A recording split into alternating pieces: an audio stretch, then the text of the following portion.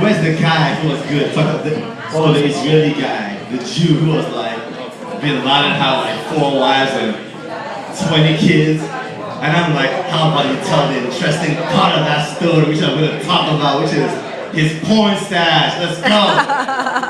Yeah. Can you believe Bin Laden? You know, global jihad leader, you know, former mujahideen dude, and like after the raid, almost like those monks, after the special forces are searching, what did they focus on? His huge pile of porn.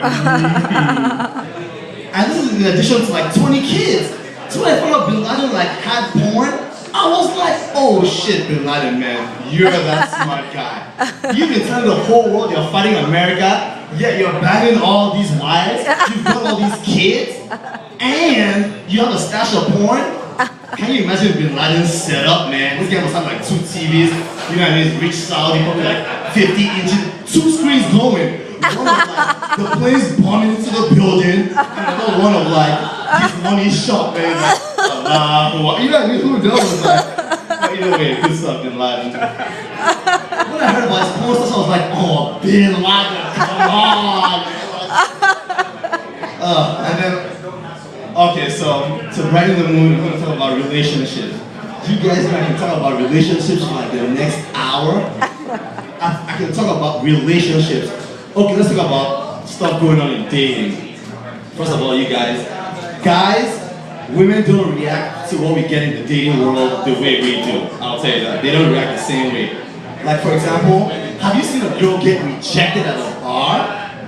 Have you ever seen it? Like, they have this look on their face like,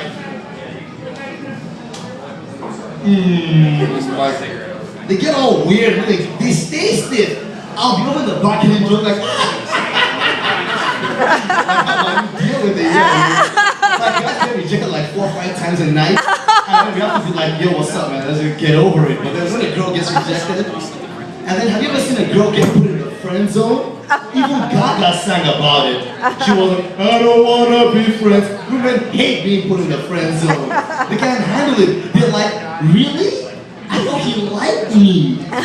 It's like they don't understand guys losing interest. They don't understand it. Okay, and then, so right now I'm currently sitting on a grand jury. I don't know if you guys know what that is, but the grand jury, like, I sit on a panel of about 21 to 23 people, and we basically hear cases in, you know, the Boston area, and we decide whether they should go to trial or not.